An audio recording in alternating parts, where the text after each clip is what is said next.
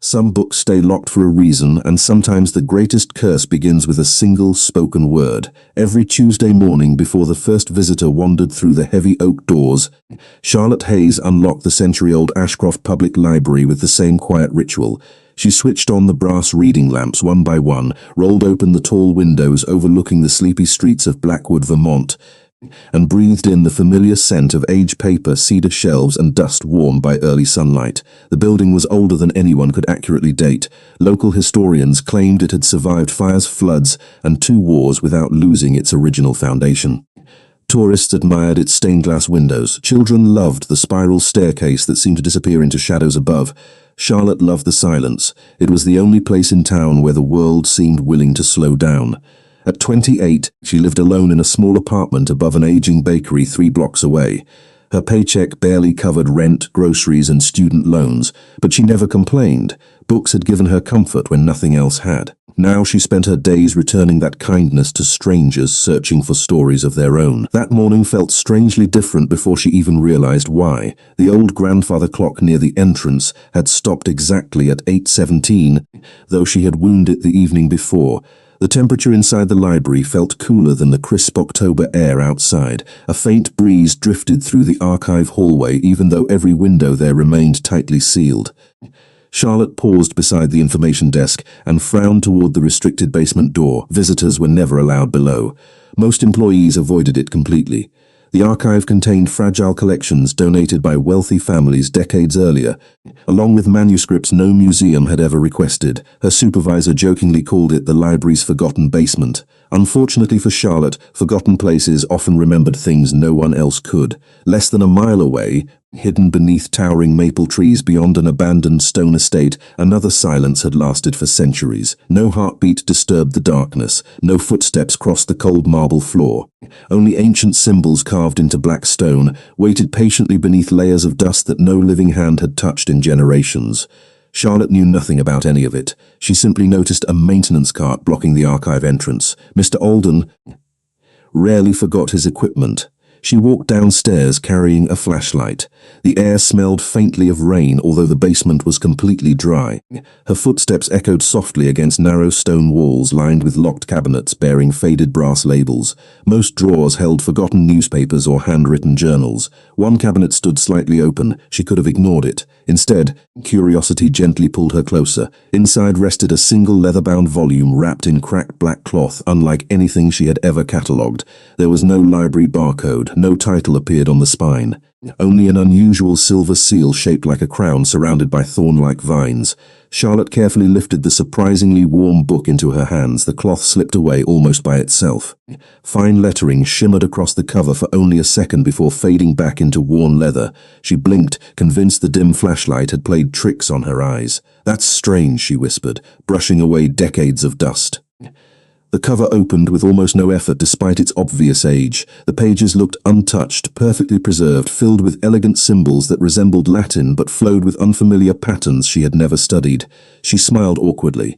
Definitely not English. Then something impossible happened. As sunlight from the stairwell reached the page, several lines slowly rearranged themselves into flawless modern English. Charlotte stared in stunned silence, believing exhaustion had finally caught up with her. Every librarian understood that old ink could fade. No librarian expected ancient words to rewrite themselves. She swallowed once, leaned slightly closer, and quietly read the first sentence aloud without thinking. The basement lights flickered.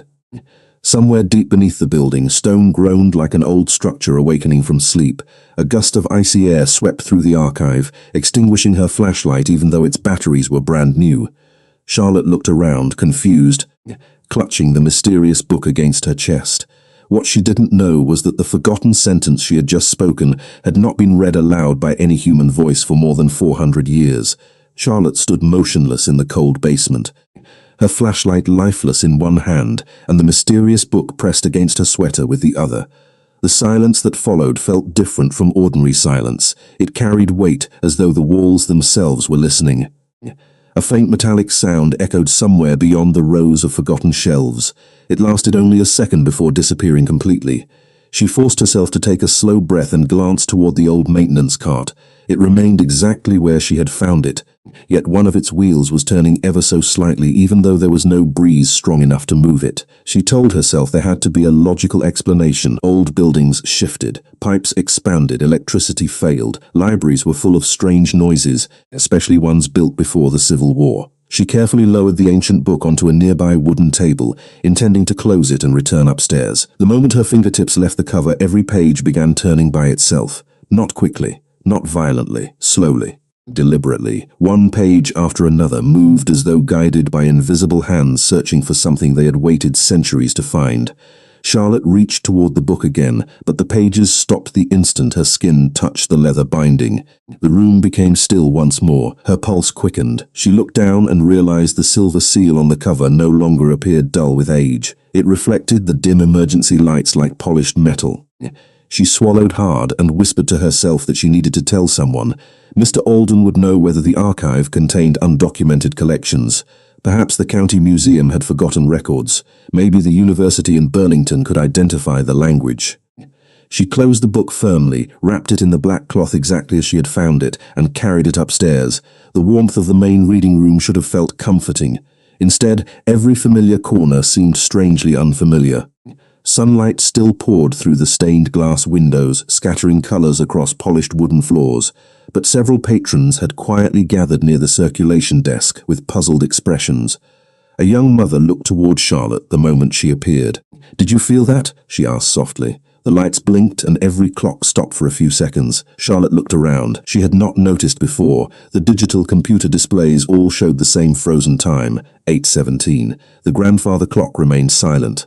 Even visitors checked their wristwatches with confused smiles before every clock suddenly resumed at exactly the same moment. Nervous laughter spread through the room and conversations slowly returned. Charlotte forced a polite smile. Probably just a power fluctuation. The explanation sounded reasonable enough for everyone else. It did not convince her. Less than 5 miles outside Blackwood, hidden beyond thick forests where no public road appeared on any tourist map, ravens lifted from dead branches without making a sound. Beneath an abandoned stone manor forgotten by local history, dozens of candles that had not burned in generations suddenly ignited with pale silver flames. Ancient portraits hanging along dark corridors shifted ever so slightly. Dust drifted through motionless air. Deep inside the estate, behind enormous iron doors covered with faded carvings, a single crack spread across a circular stone seal that had remained untouched for 400 years. No human eyes witnessed it. Back inside the library, Charlotte placed the wrapped book inside a temporary archival box and locked it inside her office cabinet. She intended to document everything before anyone else handled it. Yet as she reached for the inventory log, she noticed something impossible. Fine grey dust coated the wooden desk around the cabinet.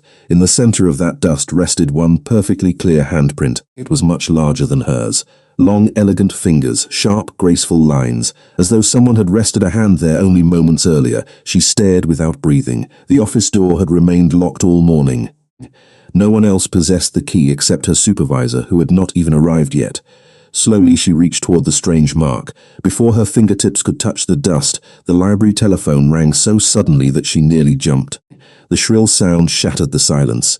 She answered with a trembling voice. The caller did not introduce himself. For several long seconds there was only calm breathing on the other end of the line before a quiet male voice finally spoke. "Whatever book you found," he said with unsettling certainty, "do not open it again. Someone has already awakened." Charlotte tightened her grip on the telephone receiver, but before she could ask a single question, the line went silent. No click, no goodbye. Only the faint static of an empty connection lingered for another heartbeat before disappearing completely. She slowly lowered the receiver, staring at the office wall as if it might explain what had just happened. The words echoed inside her mind with unsettling clarity. Someone has already awakened. She immediately dialed the number shown on the caller identification screen. Instead of ringing, the display flashed an unfamiliar message. "Number unavailable." She tried again. The same result appeared. Her office suddenly felt much smaller than it had only minutes earlier. Charlotte walked back to the locked cabinet and hesitated before opening it. The ancient book rested exactly where she had placed it inside the archival box. Wrapped in its worn black cloth, nothing seemed different until she noticed the temperature. The cabinet felt noticeably colder than the rest of the room, as though winter air had somehow become trapped inside the wooden shelves. She gently touched the cloth. It was dry, but the leather beneath seemed almost warm enough to be alive. A knock at the office door startled her. "Charlotte," Mr. Alden called with his usual cheerful voice. "Everything all right in there?" She quickly closed the cabinet. "Yes." "I was just organizing some archive records." The elderly custodian stepped inside carrying his toolbox. His weathered face looked unusually pale. "Funny morning," he said quietly. "Elevator stopped by itself. Every smoke detector reset at once. Even the old security cameras froze for exactly 17 seconds. Charlotte forced herself to sound casual. "Have you ever seen a leather book wrapped in black cloth down in the basement archives?" Mr. Alden stopped smiling almost immediately. "Where exactly?" "One of the old cabinets near the east storage room." He remained silent long enough that Charlotte noticed his hands tightening around the toolbox handle. "That cabinet was supposed to be empty," he finally answered. "It has been sealed longer than I have worked here. Maybe someone forgot to catalogue it." Mr. Alden slowly shook his head. "Nobody forgets that room." Before Charlotte could ask another question, the library entrance bell chimed. Several visitors stepped inside, bringing with them the ordinary sounds of another workday. Mr. Alden glanced toward the front desk before quietly adding, "If you found something unusual, do not stay late tonight." Then he walked away without another explanation. Charlotte watched him disappear between the bookshelves, wondering why a man who joked with everyone suddenly looked afraid of an old library cabinet. Across town, Blackwood continued its peaceful routine. School buses rolled through quiet neighborhoods. Cafes filled with morning customers, maple leaves drifted across sidewalks beneath bright autumn skies. No one noticed the flock of ravens circling above Ashcroft Hill in perfect silence. No one questioned why every dog in the neighborhood refused to walk near the old cemetery bordering the forest. Less than a mile beyond those trees, hidden beneath the abandoned stone estate, another change unfolded. The crack across its ancient seal widened by the width of a single coin. Fine silver light escaped through the narrow opening before fading into darkness once more. Deep within the chamber, the sound of slow breathing returned for the first time in 4 centuries. It was steady, patient. Charlotte spent the next several hours helping visitors locate history books, checking out novels, and answering questions about genealogy records, yet her attention kept drifting back toward the locked office cabinet. Every few minutes she caught herself glancing in its direction without realizing it. Shortly after noon, a delivery driver entered, carrying a small overnight package addressed directly to her. She frowned. She had not ordered anything. The return address simply read Blackwood Historical Society. Curious, she signed for the package and carefully opened it at her desk. Inside rested a single yellowed envelope tied with faded blue ribbon. There was no letter, no explanation. Only one black and white photograph taken decades earlier. It showed the library staff standing proudly in front of Ashcroft Public Library sometime around 1923. Charlotte studied each familiar face until her breathing slowed. Near the center of the photograph stood one tall man wearing a dark overcoat. His face appeared remarkably clear despite the age of the picture. Pale features, dark hair, calm gray eyes fixed directly toward the camera. She had never seen him before, yet something about him felt strangely familiar. She turned the photograph over. Written neatly across the back were only 7 words. "He came for the book once before." Then, almost as if responding to those words, someone knocked gently 3 times on the library's front door, even though the building was still open and no one stood outside. Charlotte remained frozen behind the circulation desk, her eyes fixed on the library's glass entrance. 3 gentle knocks had echoed through the building, even though no one stood outside. The afternoon sunlight still spilled across the front steps, revealing empty sidewalks, parked cars, and maple leaves drifting lazily through the breeze. Several visitors looked up from their books, puzzled by the sound, but after finding no one at the door, they quietly returned to reading. Charlotte stepped toward the entrance anyway. She unlocked the heavy brass handle and slowly pulled the door open. Cool autumn air rushed inside. The street was peaceful. Across the road, the owner of the flower shop watered potted chrysanthemums. A delivery truck rolled past without slowing down. Everything looked completely ordinary except for one object resting neatly on the welcome mat. It was a single white lily, freshly cut, no ribbon, no note. Charlotte bent down and carefully picked it up. Tiny drops of water still clung to its petals as though it had been placed there only seconds earlier. She looked in every direction but found no one watching her. When she carried the flower back inside, an elderly woman seated near the history shelves quietly smiled. "That is unusual," she said. "Lilies never bloom this late around Blackwood." Charlotte politely thanked her, although the comment unsettled her even more. She placed the flower inside a glass of water behind the desk, trying to focus on work again. Yet the strange photograph and the anonymous phone call refused to leave her thoughts. During her lunch break, she searched through the library's employee records, hoping to identify the pale man standing in the 1923 photograph. She expected faded personnel files or forgotten newspaper articles. Instead, she found nothing. His face appeared nowhere else. Every staff portrait before and after that year listed complete names beneath each employee, except for the man in the overcoat. The space beneath him remained blank, as though someone had deliberately removed his identity. Charlotte frowned.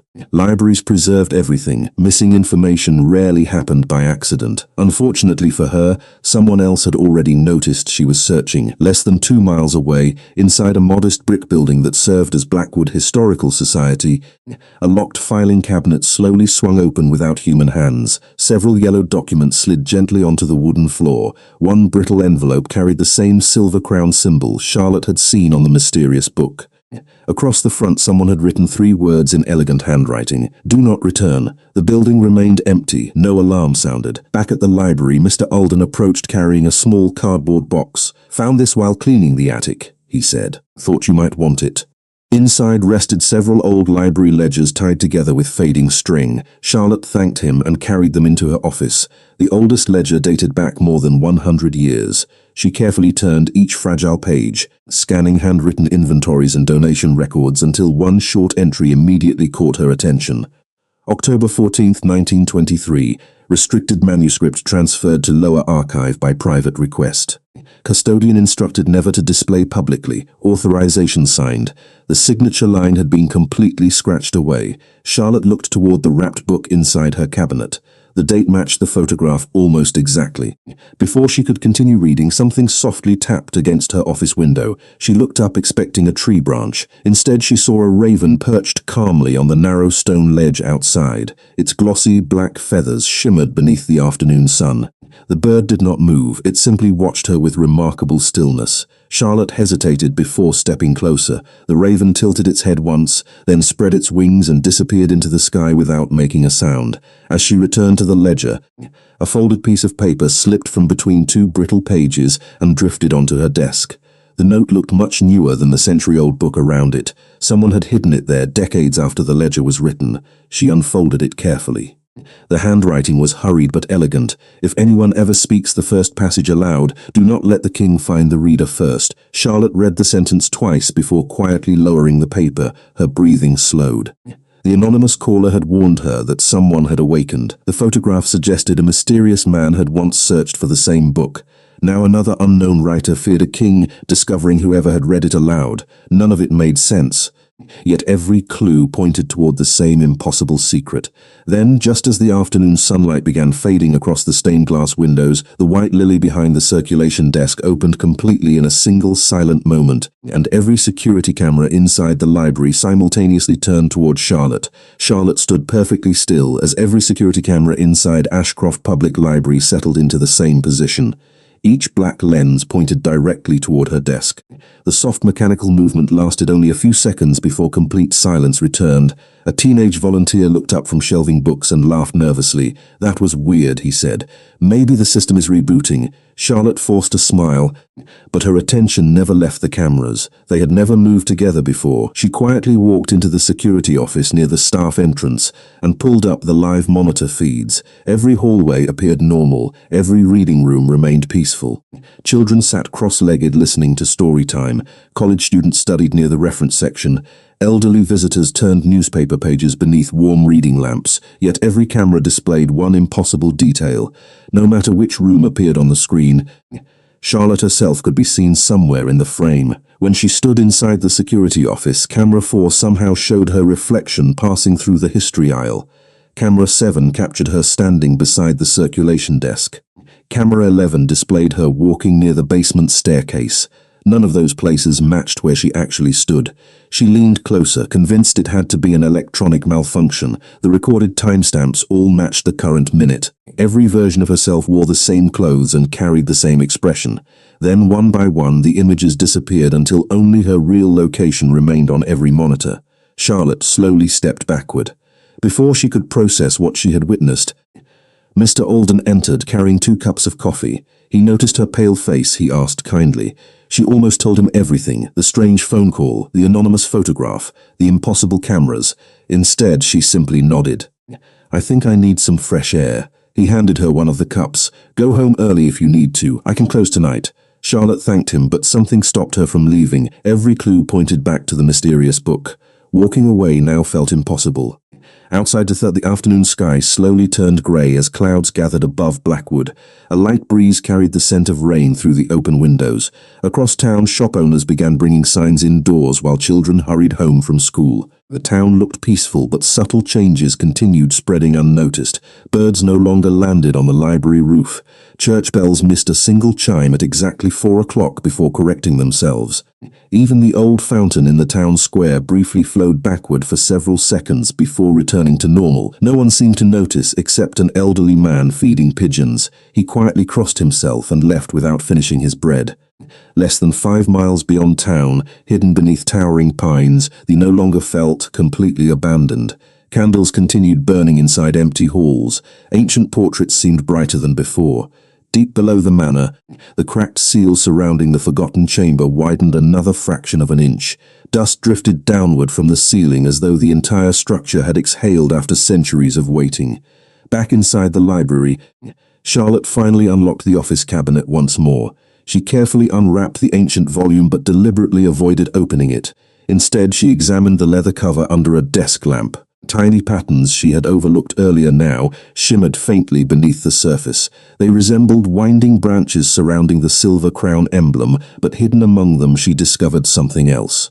Small letters had been carved so delicately they became visible only when light struck from the side. "Protect the voice, not the words." Charlotte whispered the sentence to herself without reading anything from inside the book. "Protect the voice, not the words." She frowned.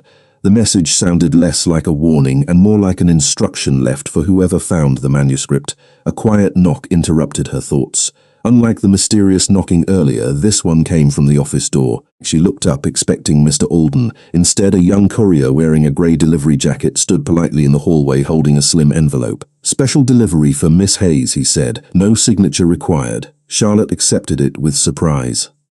The courier smiled politely, turned around and disappeared toward the exit. She opened the envelope immediately. Inside rested a single cream-colored invitation embossed with the same silver crown she had seen on the mysterious book. There was no mailing address, no postage, only elegant handwriting. "Miss Charlotte Hayes, your presence is respectfully requested at Ashcroft Manor this evening at 7 o'clock. Transportation will be waiting." Beneath the message appeared one final line written in smaller script. "You have already met the curse. It is time to meet the man who carries it." Charlotte stared at the invitation for several long seconds before carefully placing it beside the mysterious photograph on her desk. Ashcroft Manor did not appear on any current town map. She had lived in Blackwood for almost 5 years and had never heard anyone mention it except in scattered local legends about an abandoned estate hidden somewhere beyond the northern forest. Yet whoever had sent the invitation clearly knew her name, knew about the book, and somehow knew she had already become connected to the ancient mystery unfolding around her. She checked the time. It was just after 5 o'clock. 2 hours remained before the meeting.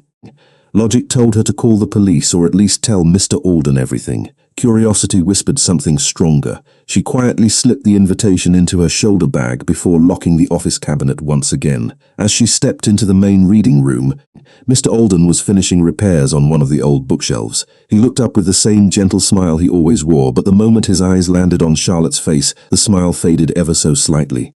"You have decided to go," he said softly. Charlotte stopped walking. "How did you know?" The old custodian carefully wiped his hands with a cloth before answering. "Because everyone who ever found that book received an invitation." Charlotte felt her heartbeat quicken. "You knew about it?" Mr. Alden nodded slowly. "I knew enough to hope nobody would ever open that cabinet again." He reached into his toolbox and removed a tiny brass key attached to a worn leather cord. The metal looked older than anything Charlotte had ever held. Strange symbols circled its handle, almost identical to the patterns carved into the mysterious book. "Take this," he said. "It opens one door inside the manor. I cannot tell you which one, because I never reached it myself." Charlotte accepted the key with trembling fingers. "You have been there? Many years ago." His voice became quieter. "I was younger than you are now. I believed knowledge alone could solve every mystery. I was wrong. Before Charlotte could ask another question, Mr. Alden gently placed one hand over hers. Listen carefully. When you meet him, do not judge him by the stories people have forgotten. Watch what he protects. That will tell you who he truly is. Those words lingered between them even after neither spoke again. Outside, rain finally began falling over Blackwood. Not a violent storm, only a soft, steady rain that painted the sidewalk silver beneath the fading evening light. By 6:30, the library had closed. Visitors drifted home carrying borrowed novels beneath umbrellas while Charlotte switched off the reading lamps one by one. The familiar building suddenly felt reluctant to let her leave. Every quiet corner seemed filled with memories she could not explain. She paused beside the circulation desk where the white lily still rested in its glass vase. Instead of fading, the flower looked even fresher than before. Its petals glowed softly beneath the dim lights. Charlotte gently touched one delicate petal before picking up her coat and stepping outside. Waiting across the empty street stood a long black sedan she had never seen before. No company logo appeared on the polished doors. The driver, dressed in a charcoal suit, stepped out and respectfully opened the rear passenger door without saying a word. Charlotte hesitated only a moment before climbing inside. The warm leather seats carried the faint scent of cedar and old parchment rather than expensive perfume. The driver quietly closed the door and the car pulled away without asking for directions. As Blackwood disappeared behind them, the road narrowed into a winding path through dense maple forests. Rain tapped softly against the windows while twilight settled over the mountains. Charlotte noticed something unusual. The farther they drove, the quieter the world became. No passing cars, no birds, no distant traffic. Even the sound of rainfall seemed strangely muted. Unfortunately for Charlotte, someone else had already been waiting for her arrival long before the invitation had ever been delivered. Beyond the trees, hidden behind towering iron gates wrapped in ivy, hundreds of warm lights slowly illuminated the windows of Ashcroft Manor, one room after another. As though the ancient estate had awakened alongside its forgotten master, the sedan rolled through the open gates without stopping. Charlotte looked through the rain-speckled window and caught her first glimpse of the manor rising from the hillside. Massive stone walls reflected the pale evening sky. Tall towers reached above the surrounding forest. Warm golden light glowed behind elegant windows that should have belonged to a place full of life instead of a building the entire town believed had been abandoned for generations. The car stopped beneath a grand covered entrance. Before the driver could open her door, the enormous front doors of the manor slowly swung inward on their own, revealing a long candlelit hallway where a single tall figure already stood waiting in complete silence. Charlotte remained inside the car for one final heartbeat, staring through the open doorway of Ashcroft Manor. The figure waiting beneath the chandeliers did not move to greet her. He simply stood with perfect stillness, one hand resting lightly behind his back, the other at his side. The warm candlelight revealed a man who appeared no older than his early 30s, dressed in a perfectly tailored black suit that seemed almost untouched by time. His dark hair framed sharp features that belonged more naturally in an old portrait than in the modern world. His skin was remarkably pale, almost luminous against the polished mahogany walls surrounding him. Most striking of all were his eyes. Even from several yards away, they carried a quiet silver-grey color that reflected the candlelight with unusual clarity. Charlotte stepped from the sedan. The driver silently closed the door behind her and returned to the vehicle without a word. Moments later, the car disappeared down the long driveway, leaving only the sound of gentle rain falling beyond the stone columns. The man waited until Charlotte reached the entrance before speaking. "Miss Hayes," he said calmly. His voice was deep, composed, and strangely familiar. Charlotte immediately recognized it. It was the same voice that had warned her over the telephone that morning. "You called the library," she said quietly. He inclined his head slightly. "I did. You knew about the book before I found it." I knew someone studied him carefully. Nothing about his posture suggested hostility. Yet every movement carried quiet authority, as though the house itself answered to him. "Who are you?" she finally asked.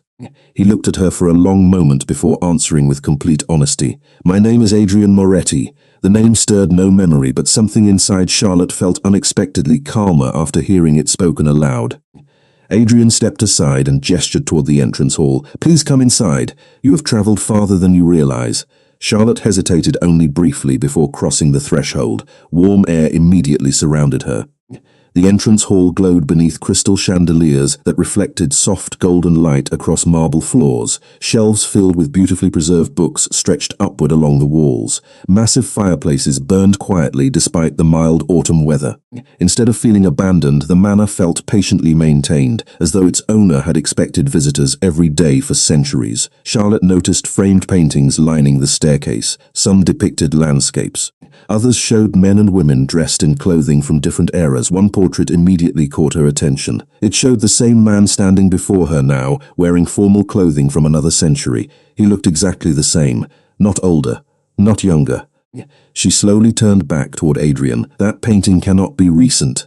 No, he answered softly. It was completed in 1826. Charlotte looked from the portrait to his face again. That is impossible. Adrian offered no argument. He merely continued walking through the hallway until they entered an elegant library unlike anything Charlotte had ever imagined. Thousands of carefully preserved volumes filled towering shelves beneath a painted ceiling. A fire crackled quietly in a wide stone hearth. Two chairs faced one another beside a polished walnut table already prepared with tea. Adrian waited until Charlotte sat before taking the opposite chair. "There are many questions you deserve answered," he said. "But if I explain everything at once, nothing will make sense." Charlotte folded her hands together. "Start with the truth." Adrian nodded once. "Very well, the book you found was never forbidden because of what it contained." Charlotte frowned. "Then why hide it?" Adrian looked toward the fire before answering. "Because the first page is not knowledge, it is a key." Silence settled between them. Charlotte remembered the strange words rearranging themselves into English. She remembered reading only one sentence aloud. "I unlocked something," she whispered. Adrian slowly met her eyes again. "Yes, the curse, part of it." Charlotte waited for him to continue, but he remained quiet. Finally she asked the question that had haunted her since morning. "Are you the king mentioned in the note?" Adrian did not answer immediately. Instead, he reached into his coat pocket and carefully placed a familiar black and white photograph on the table between them. It was identical to the one Charlotte had received at the library, except this copy had never faded with age. Every detail remained perfectly sharp. Adrian gently rested one finger upon the pale man standing at the center of the 1923 library staff. "That photograph was taken 100 years ago," he said. "The man standing there is me." Charlotte looked from the photograph to the man sitting quietly across from her. Every impossible clue suddenly aligned into one undeniable truth.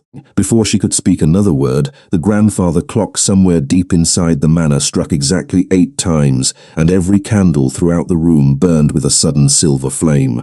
Charlotte could not take her eyes off the photograph resting on the walnut table. The man in the century-old image and the man sitting quietly across from her shared every feature, the same calm expression, the same silver-grey eyes. Even the way one hand rested lightly against his coat appeared identical. Nothing about him suggested illusion or trickery. The impossible truth simply existed, waiting for her to decide whether she could accept it. Adrian gently folded the photograph and returned it to his pocket without breaking the silence.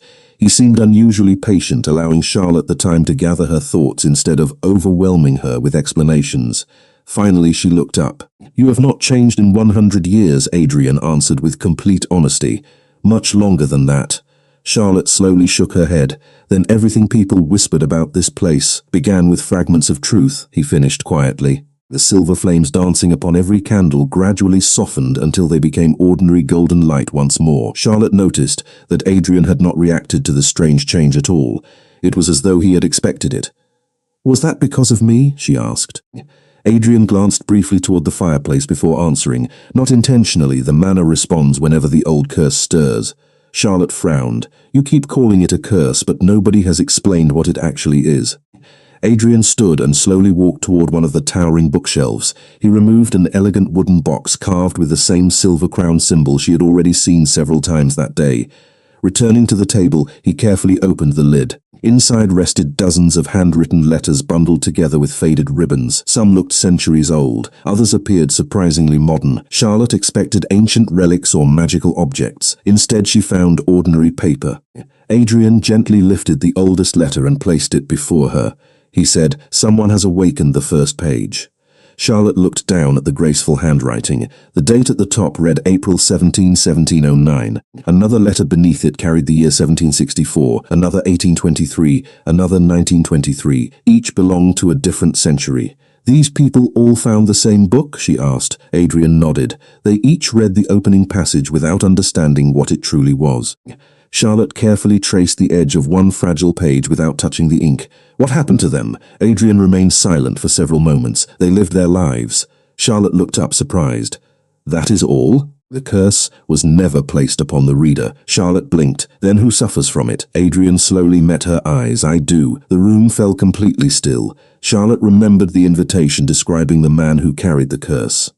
Until that moment she had assumed the ancient book itself had been dangerous. Now she realized the manuscript had never been the prisoner. It had been the lock. You said I awakened only part of it, she whispered. Adrian nodded once. The first passage announces that the seal has weakened, nothing more. Charlotte released a quiet breath she had not realized she was holding. Then why were people so desperate to hide it? Adrian walked toward one of the tall windows overlooking the rain-covered gardens. Outside, fountains reflected the evening sky while rows of white lilies surrounded dark stone pathways. Because every time the seal weakens, he said softly, others begin searching for the person who opened it. Charlotte immediately remembered the mysterious notes, the anonymous warnings, and the impossible events inside the library. Someone besides you? Adrian looked back over his shoulder. Yes. Adrian chose his words carefully. They believe ending my curse is worth any cost. Charlotte studied him quietly. Despite everything she had witnessed, he had never threatened her, demanded the book, or treated her as anything other than an honored guest. Every warning she had received urged her to fear the king, yet every action she observed suggested someone carrying an enormous burden rather than abusing great power. Her attention drifted toward the rain outside. Then why invite me here? Adrian returned to the table. Because I wanted you to hear the truth from me before anyone else reached you with lies. Charlotte slowly nodded. For the first time since discovering the ancient manuscript, one question rose above every other mystery. If the curse belongs to you, she asked gently, why has it lasted this long? Adrian lowered his eyes for the first time that evening. His answer came almost as a quiet confession. Because 400 years ago, I made a promise that I refused to break, even after everyone else forgot why it had been made.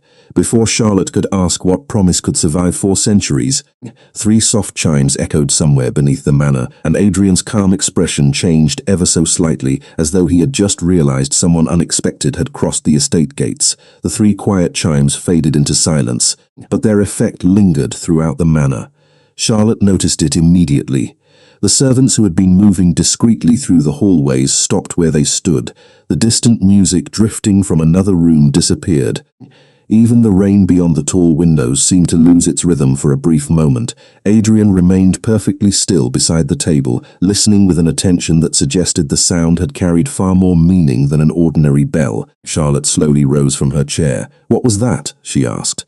Adrian looked toward the closed library doors. Someone has arrived without an invitation. His voice remained calm, but Charlotte sensed a subtle change she had not seen before. Not fear, vigilance. He reached into his pocket and removed a small silver key unlike the brass one Mr. Alden had given her. Without explanation, he placed it beside her teacup. Keep this with you, he said quietly. It opens every interior door in this house except one. Charlotte looked at the key. Which door does it not open? Adrian offered the faintest hint of a smile, the one that should never need opening again. Before Charlotte could ask what that meant, a gentle knock sounded against the library doors. This time it came from someone standing outside. Adrian answered without raising his voice. Come in. The heavy doors opened slowly. An older gentleman dressed in a charcoal suit stepped inside with impeccable posture. His silver hair was neatly combed, and his expression carried the quiet dignity of someone who had served the same family for decades. He bowed respectfully toward Adrian before acknowledging Charlotte with equal courtesy. Forgive the interruption, sir, he said. The council representatives have reached the outer gate. Charlotte looked from the gentleman to Adrian. Council? Adrian nodded once. Thank you, Elias. Please escort our guests to the east drawing room. I will receive them shortly. Elias hesitated almost imperceptibly before speaking again. They specifically requested to meet Miss Hayes. Charlotte felt the room grow noticeably quieter. Adrian's expression remained composed, yet his answer came without hesitation. That request is denied. Elias inclined his head respectfully. Very well, sir. The elderly man departed as silently as he had entered, closing the library doors behind him. Charlotte turned toward Adrian. Who are they? Adrian walked toward the fireplace before answering. A group responsible for preserving certain ancient agreements between our world and yours. Charlotte frowned. Then why do they want to see me? Adrian rested one hand lightly against the stone mantel. Because they know someone awakened the first passage. Charlotte looked down at the silver key still resting on the table. Can they hurt me? Adrian answered immediately. Not while you remain here. The certainty in his voice surprised her more than the words themselves. She realized that throughout the evening he had never once asked her to trust him. He had simply continued protecting her without demanding anything in return. Charlotte stepped closer to one of the tall windows overlooking the gardens. Rain shimmered across the white lilies lining every pathway. Earlier you said other people believed ending your curse was worth any cost. Adrian joined her near the window, leaving a respectful distance between them. Yes. Does that include these council representatives? He considered the question carefully. Some believe history should remain untouched. Others believe history should finally end. Charlotte watched reflections ripple across the wet stone paths below. And you? Adrian remained silent long enough for the answer to become meaningful. I believe promises should be honored. Charlotte remembered his quiet confession. 400 years ago, I made a promise that I refused to break. The words no longer sounded tragic. They sounded lonely. Her attention drifted toward one of the gardens where dozens of white lilies surrounded a circular fountain. Those flowers, she said softly. I keep seeing them. Adrian followed her gaze. They bloom only when the seal weakens. Charlotte smiled faintly despite herself. That should not make me feel better, but somehow it does. Adrian looked at her with quiet curiosity. Why? She glanced back toward him. Because every strange thing that has happened since yesterday seemed frightening until someone finally explained part of it. For the first time that evening, genuine warmth softened Adrian's expression. It was brief, almost hidden, yet unmistakably human. At that exact moment, somewhere beyond the library walls, another clock began striking the hour. Unlike the gentle grandfather clock Charlotte had already heard, this one echoed through the entire manor with slow, resonant notes. Adrian's attention shifted immediately toward the sound. They have entered the house, he said quietly. Charlotte followed his gaze toward the closed library doors, just as an unfamiliar voice calmly spoke from the opposite side of the room. After 4 centuries, Your Majesty, I had hoped your judgment would be wiser than inviting the key herself into your home. Charlotte slowly turned toward the voice, her fingers instinctively closing around the small silver key Adrian had placed beside her teacup only moments earlier. Standing just inside the library doorway was a distinguished woman dressed in a charcoal grey coat that seemed almost as timeless as the manor itself. Her silver hair rested neatly over one shoulder, and her calm blue eyes studied Charlotte with remarkable precision rather than hostility.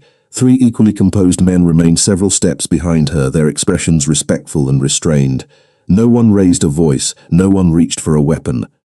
The tension filling the room came entirely from history rather than aggression. Adrian faced the newcomers with the same quiet authority Charlotte had observed since arriving.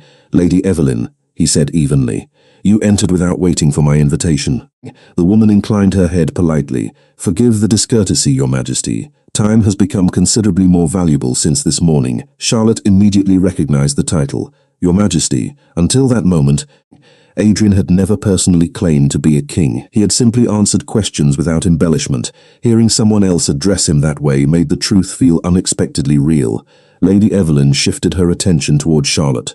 Miss Hayes, I regret that our first meeting occurs under such unusual circumstances. Charlotte remained cautious but answered politely. Apparently unusual has become my normal day. A faint smile touched the older woman's face before disappearing. An understandable observation. Adrian stepped slightly forward, not blocking Charlotte, but subtly positioning himself between her and the visitors. It was such a natural movement that Charlotte doubted anyone unfamiliar with him would even notice it. Lady Evelyn certainly did. You are still protecting the reader first, she observed quietly. Adrian answered without hesitation, as I always have. Charlotte looked between them. Someone needs to explain what everyone keeps avoiding. Lady Evelyn folded her hands calmly. Very well. She looked directly at Charlotte. For 400 years we believed the ancient manuscript existed to imprison an immortal king beneath an unbreakable curse. She paused only briefly. We were wrong. Charlotte frowned. Wrong how? Lady Evelyn glanced toward Adrian before continuing. The manuscript was never created to imprison him. It was created because he insisted upon becoming the prison. Silence settled across the room. Charlotte slowly turned toward Adrian. He neither interrupted nor corrected the statement. His quiet acceptance revealed more than any denial could have. The curse was never punishment, Charlotte whispered. Adrian finally spoke. It was a promise. Charlotte remembered every strange clue she had uncovered. Protect the voice, not the words. The first page is a key. Every generation someone awakened the seal. Every piece suddenly began fitting together. Then what has been sealed all this time? She asked softly. Adrian walked toward one of the enormous windows overlooking the rain-soaked gardens. White lilies shimmered beneath lantern light, while the ancient fountain reflected the darkening sky. He remained silent long enough that Charlotte wondered whether he intended to answer at all. Finally, he spoke without turning around. Long ago, hatred between humans and vampires nearly destroyed both worlds. His voice remained calm, almost reflective. Many sought power, others sought revenge. Someone eventually created a force that fed upon fear itself. It could not be destroyed, only contained. Charlotte listened without breathing. So you sealed it? Adrian nodded once. Someone had to remain with the seal. Lady Evelyn quietly continued where he left off. The first passage awakens the ancient bindings every century so they may be renewed. Without a living witness reading the words, the seal slowly weakens. Charlotte blinked. Every century? Yes. Then why hide the book? Lady Evelyn answered gently. Because knowledge fades, curiosity does not. If too many people search for the manuscript, they would eventually discover the chamber itself. Charlotte looked toward Adrian again. You have remained here all this time. He finally turned back toward her. Not because I was forced to. His silver-grey eyes held remarkable peace despite the weight of centuries, because I gave my word. Charlotte suddenly understood why every anonymous warning had focused on the king instead of the curse. Some people believed releasing him would finally end his burden. Others feared what abandoning the seal might unleash. Neither side seemed entirely wrong. Neither side understood the whole truth. Lady Evelyn carefully removed a weathered envelope from inside her coat and placed it upon the table. Miss Hayes, she said kindly, there is one final document that has belonged to the reader of each generation. Charlotte accepted the envelope. Her name had already been written across the front in elegant handwriting that looked impossibly fresh. She slowly opened it and unfolded the single page inside. The message contained only one sentence. When the time comes, only the reader may choose whether the king remains bound by his promise or is finally released from it. Charlotte slowly lowered the letter as the meaning settled over her. And for the first time that evening, Adrian's calm expression revealed the smallest trace of uncertainty. Charlotte held the letter with both hands, reading the final sentence again as though the words might change if she looked long enough. They did not. The decision described within its elegant handwriting was not symbolic. Every face in the room carried the quiet certainty that the choice would eventually become real. She slowly folded the page and returned it to its envelope before looking toward Adrian. He had spent the entire evening answering every difficult question with remarkable honesty. Yet this was the first time she had seen uncertainty reflected in his silver-grey eyes. It lasted only a moment before his calm expression returned.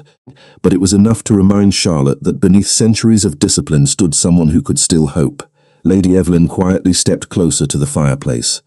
The renewal must take place before sunrise, she explained gently. That has always been the tradition. Charlotte frowned. Renewal? Adrian answered before anyone else could.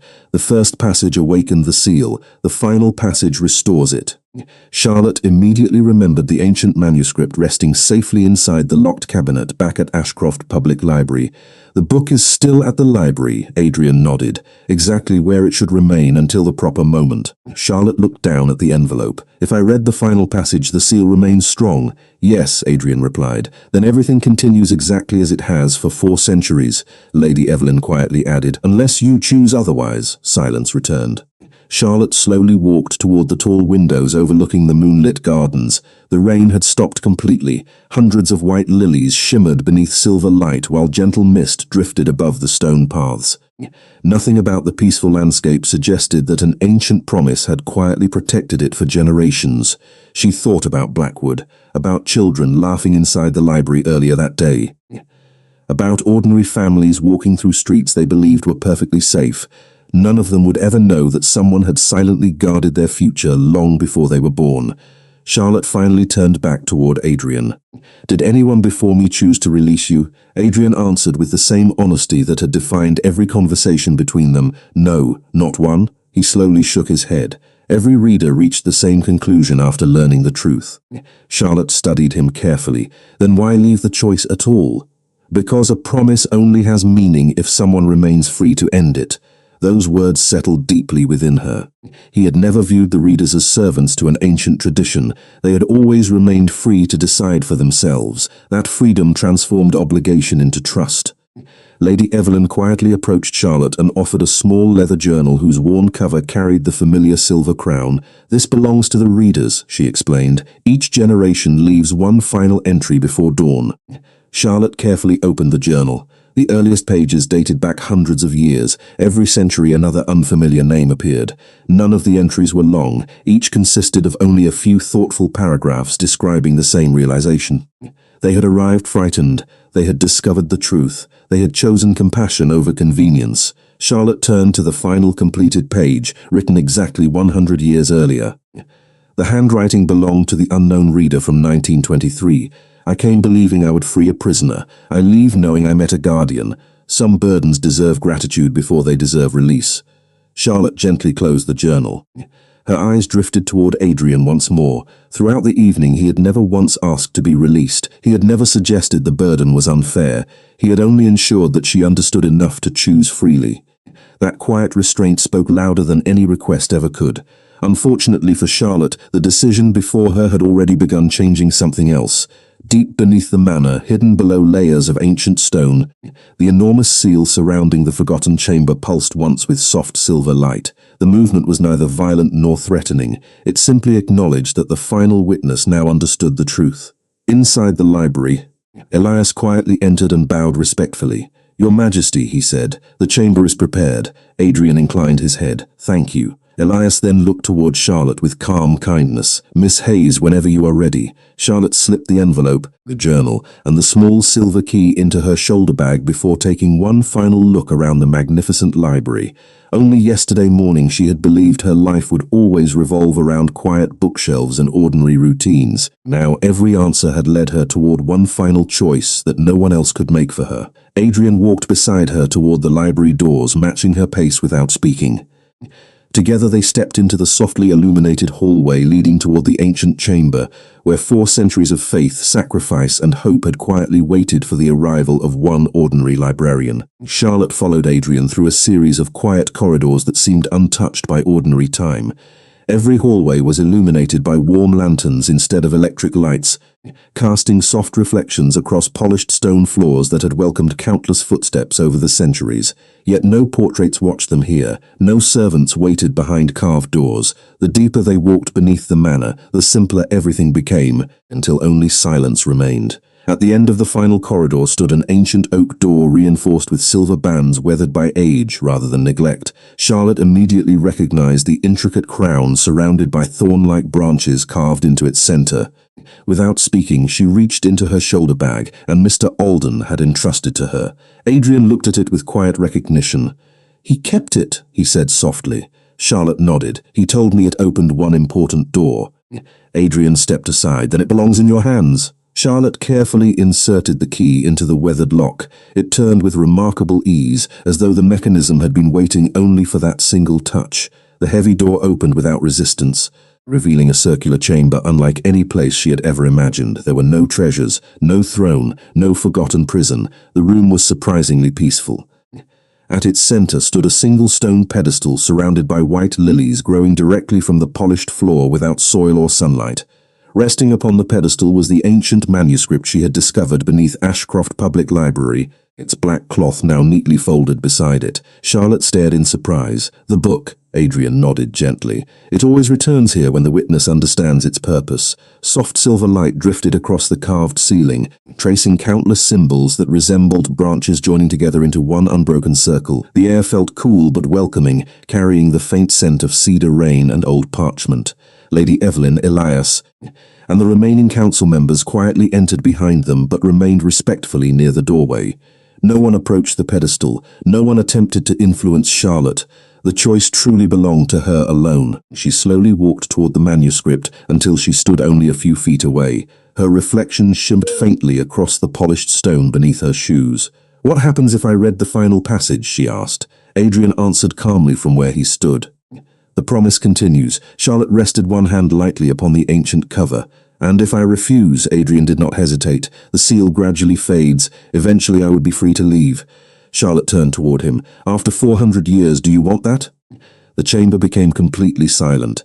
Adrian looked around the room that had shaped centuries of his existence before meeting Charlotte's eyes once more. "There have been many mornings when I dreamed of seeing the world without responsibility waiting beside me." His quiet voice carried neither bitterness nor regret. "But every generation of children who grew up safely, every family who lived ordinary lives, every peaceful season this valley has known reminded me why the promise mattered." Charlotte felt emotion rise unexpectedly inside her chest. He was not choosing sacrifice because he believed he deserved suffering. He remained because countless strangers would never know the gift they had quietly received. She gently opened the manuscript. Unlike before, the unfamiliar symbols no longer shifted or shimmered. Every word already appeared in clear modern English, as though the book itself knew she finally understood its purpose. Charlotte took one slow breath and began reading the final passage aloud. Her voice remained steady, filling the circular chamber with calm rather than fear. Each sentence echoed softly through the ancient stone before fading into complete silence. As the final words left her lips, the silver light surrounding the ceiling slowly gathered above the pedestal before flowing downward like gentle morning sunlight. It surrounded the manuscript, the lilies, and finally Adrian himself. No violent force appeared, no terrifying spectacle unfolded. Instead, the entire chamber seemed to exhale after centuries of patient waiting. The lilies bloomed fully in perfect silence. The carved symbols across the ceiling glowed once before gradually returning to ordinary stone. Charlotte closed the manuscript carefully. The leather felt cool beneath her fingertips. Lady Evelyn quietly smiled. Elias lowered his head in gratitude. Adrian looked at Charlotte with an expression she had never seen before. Not relief, not surprise. It was simple, heartfelt gratitude that required no words. Outside the chamber, the first light of dawn gently appeared beyond the eastern hills, and for the first time in 400 years the ancient seal no longer pulsed with strain. It rested peacefully, strengthened not by fear or obligation, but by a choice freely given. Morning sunlight slowly spilled across the eastern hills, washing Ashcroft Manor in warm gold instead of the cold silver glow that had welcomed Charlotte only hours before. The estate no longer felt like a forgotten fortress hidden from history. It felt like a home that had quietly carried its duty with grace for far longer than anyone could remember.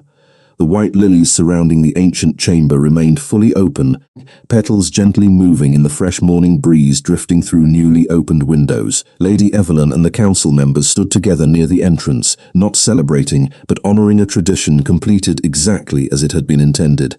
One by one, they offered Adrian respectful bows before quietly departing without another word. Their footsteps faded until only Charlotte and Adrian remained inside the peaceful chamber. Neither hurried to leave. After everything that had happened, silence no longer felt uncomfortable between them, it felt earned.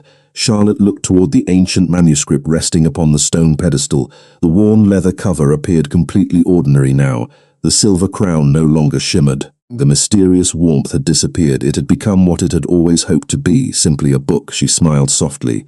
"It finally looks like it belongs in a library again." Adrian followed her gaze. Perhaps that was always its true home. Together they walked back through the quiet corridors toward the entrance hall. Morning light filled every window, revealing details Charlotte had not noticed the previous evening. Fresh flowers decorated long tables. Family portraits hung beside landscapes instead of towering above visitors. The manor no longer felt intimidating. Without the weight of uncertainty pressing upon her, she could finally appreciate the kindness hidden inside its quiet beauty. At the front entrance, the same black sedan waited patiently beside the stone steps. The driver respectfully opened the rear door, prepared to return Charlotte to Blackwood. She paused before stepping outside. "Will I remember all of this?" she asked. Adrian smiled gently. Charlotte looked surprised. "I have a choice? You always did." She thought for only a moment before quietly laughing. "I spent my entire life surrounded by books because I believed every story deserved to be remembered." Adrian nodded with quiet understanding. "Then I believe you already have your answer." Charlotte stepped closer and extended her hand. Adrian accepted it without hesitation. His handshake was warm, steady, and unmistakably human. "Thank you," she said sincerely. "Not for telling me the truth, for trusting me with it." Adrian looked toward the bright horizon beyond the manor gates. "Thank you for reminding me that keeping a promise does not mean carrying it alone." Charlotte entered the waiting car, and moments later the estate slowly disappeared behind towering maples as the road carried her back toward Blackwood. When she arrived at Ashcroft Public Library, the familiar grandfather clock quietly chimed 9 o'clock with perfect accuracy. Children hurried toward the reading corner, carrying colorful picture books. College students filled the reference tables. Mr. Alden smiled warmly from his ladder while repairing a loose shelf exactly as though nothing unusual had happened. Yet when Charlotte quietly placed the ancient manuscript onto a display cart awaiting archival restoration, the old custodian simply looked at her, nodded once, and returned to his work without asking a single question. Some stories, he understood, never needed explaining. Weeks passed. Autumn slowly gave way to winter. The strange events faded into memory, but certain small reminders remained. Every Tuesday morning, Charlotte still unlocked the library before anyone else arrived. She still opened the tall windows to welcome fresh air. She still switched on each brass reading lamp one by one. Occasionally, she discovered a single white lily resting quietly near the entrance before sunrise. No note ever accompanied it. None was necessary. On the first warm afternoon of spring, Charlotte carried a stack of returned history books toward the front desk when she noticed a familiar figure standing near the window overlooking the town square. Adrian held an ordinary library card between his fingers while calmly studying a shelf of classic literature. No grand entrance announced his arrival. No mysterious music filled the room. He looked exactly like any other visitor searching for a good book. Charlotte smiled before walking over. "Can I help you find something?" Adrian returned the smile with quiet warmth. "Actually," he replied, looking around the peaceful library, "I was hoping you might recommend a story worth reading. Outside..." Children laughed beneath blooming trees while sunlight streamed through the stained glass windows exactly as it had on the morning this extraordinary journey began. Only now Charlotte understood something she had not known then.